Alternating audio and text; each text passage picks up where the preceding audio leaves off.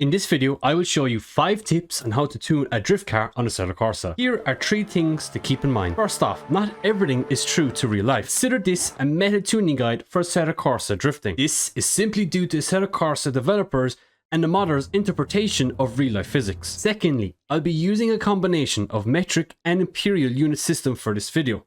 I will add the conversions on screen when needed. And thirdly, I sell drift setups for Assetto Corsa on my web store, HynesZ.com. I would appreciate if you took the time to check it out. The support means a lot to me. Okay, let's get started. So, these bars on the left, they are not accurate and don't really mean anything. These change the settings of the car.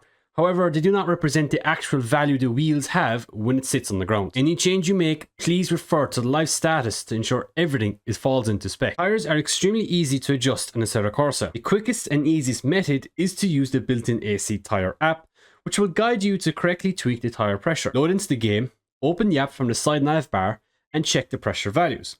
If the color is blue, your tyre pressure is too low. If the value is orange or red, the pressure is too high. The main goal here is to adjust your tyres so that the app reads the color green. This means your tyres have the correct pressure across the width of the tyre, maximizing contact patch to the ground. Gearing is crucial to car setup. For competition cars with near 1000 horsepower and grippy drift tyres such as the VDC cars, your wheel speed for your main gear should approximately be between 220 to 250 kilometers per hour. It also doesn't matter if your main gear is second, third, fourth or fifth, but do consider it. Just keep in mind, the more gear changes you have to make, the more risk there is to make a mistake when changing gear. Lower gear ratio will increase the speed and a higher value will reduce it. The main goal is to maintain revs within the maximum power output from the engine, so tweak within the ranges to suit you best. Front toe should be toe out. In AC, this is a negative value. This helps with steering input into the corner and transitions too. Too much toe out will make the car unstable almost everywhere on the track, so keep this value relatively low. Negative 0.1 to negative 0.2 should be enough for most chassis. Rear toe should be a positive value, as this is toe in. This is a method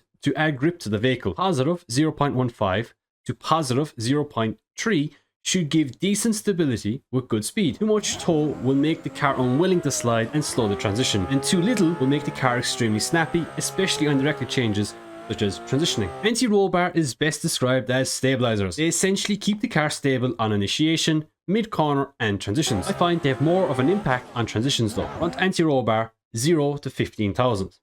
A lower value will speed up the car transition and make it snappier, but too low can make it spin when on max angle. Higher value will slow the transition down, but can make the car understeer mid-corner, especially on bigger angles. Rear anti-roll bar 0 to 15,000. A lower value will help with side grip during deceleration, but can make the car resistant to transition sometimes. Higher values will reduce side grip, but can make the car snappy on transition. It's important with the anti-roll bar to tweak front and rear accordingly.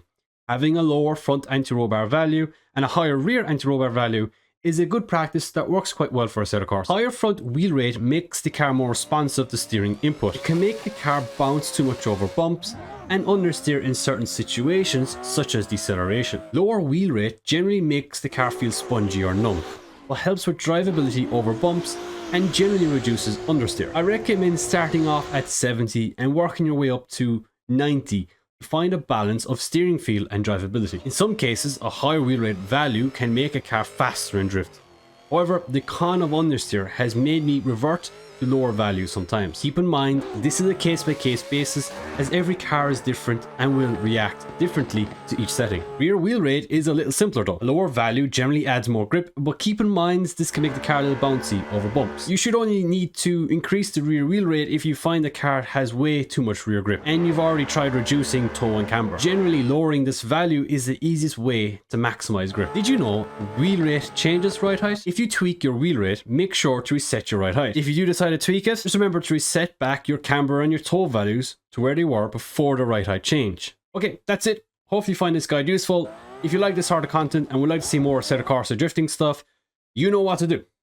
Goodbye for now.